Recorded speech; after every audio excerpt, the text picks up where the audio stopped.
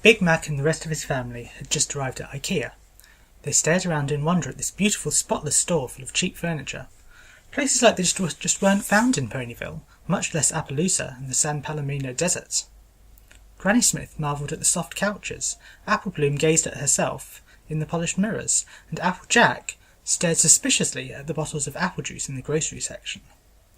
However, Big Mac wasn't very impressed. The aisles were too clean for his own tastes, and the food wasn't fresh enough. After all, it was some big city furniture store. Just like his relatives in Manhattan, it seemed snooty and uptight. Looking down at the ragtag family of country ponies who had just walked in, there was an air of disdain from the other customers too. Just then, Applejack whooped. "Mac, what do you think about this table? It'll look darn nice in our living room." He trotted over for a look. He was not expected for what came next. It was a regular wooden table coated with white paint. The legs were tapered but sturdy. The table was just big enough to carry even the largest dinner, but could still fit into a crowded apartment. Pretty much it was perfect. Big Mac was completely in love with the table.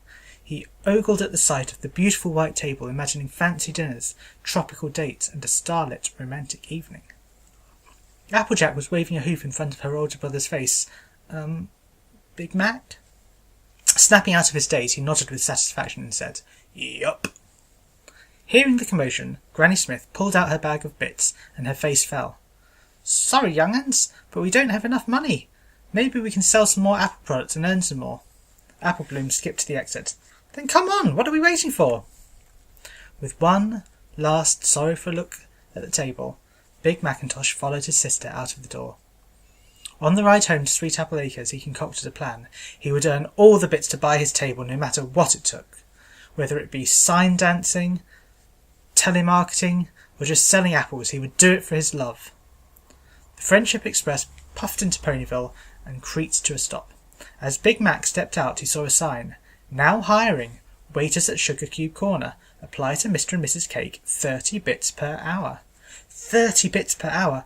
That was more than the whole Apple family usually made in a day. Without so much as a word to his confused sisters and grandmother, Big Mac galloped off to Sugar Cube Corner. He applied, got background checked, interviewed with Mr. Cake, and set up his hours. With a hearty "Yup!" he sealed the deal and went off to get some sleep before his first day of work. Applejack just shook her head at the sight of a snoring Big Mac. He could be ridiculous sometimes. When the rooster crowed the next morning, Big Mac sprang up, combed his mane as much as possible, and wisely chose to leave his plough harness at home. Careful not to wake up his groggy family, he tiptoed out of the door and headed to Sugar Cube Corner. Once there, he checked into the register and donned a frilly pink apron. Then he greeted the cakes and flipped the sign on the door from closed to open. Almost immediately, Neon Lights came in. With a yawn, he said, "Hey, Mac Dog, you're up pretty early." With a businesslike manner, he replied, "Yup," and handed Neon a menu of the daily specials. After considering his choices, he said, "I'll take a large cup of joe and a plain bagel to go with it." "Yup," said Big Mac, scribbling down the order, clearing away the menu, and heading into the back room. He gave the order to Mrs. Cake, who busied herself with preparing the coffee and warming a bagel. Once the food was done, Big Macintosh grabbed a serving tray and loaded the items on. Then, with a flourish, he presented them to Neon Lights. "Thanks, bro," said Neon, stuffing his face already. With a bit of a surprise, Big Mac noted that Lyra and Bonbon had come in too.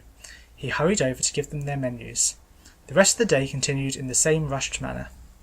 "I think I'll have a peppermint patty with some OJ. The croissant looks good today. I'll have my regular, thank you very much."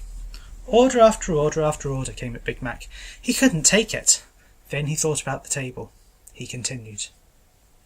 Once he reached his payday and collected his total of 390 bits, Big Mac quit his job at Sugar Cube Corner. The pressure was just a little too much for the quiet farm stallion. He worked some odd jobs after that, such as mowing lawns at the Canterlot Botanical Gardens, clearing paparazzi and journalists away from Octavia and her orchestra, and occasionally popping back into Sweet Apple Acres to sell, what else, apples.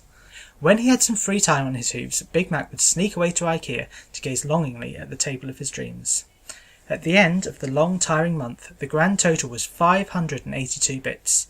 Big Mac was confident that it was enough to buy his one and only table. He gathered the Apple family around and took them to IKEA. With high hopes, he reached the aisle and found a different table. That one was squat, ugly, and freakishly round. His lovely table was gone. A crushed feeling falling on top of him, Big Mac crumpled to the floor of the showroom and almost started sobbing. "Big Mac, you're looking in the wrong aisle," called Applejack. "It's over here." Hope now fluttering once again in that big heart of his, Big Mac pranced over like a little filly and kissed the table. The price tag read 500 bits. Ignoring the strange stares from other customers, he danced around and bought the table with his hard-earned bits. At home, he stared lovingly at the table while his sisters tried to ignore him. Then there was a knock on the door. Granny Smith opened it, and Twilight Sparkle was standing there. "Hello there, Granny Smith. I have received notice that there is an unprecedented love spell upon the table in your living room." Apple Bloom pointed at the love-struck Big Mac and said, "Well, that explains a lot. The end and stuff."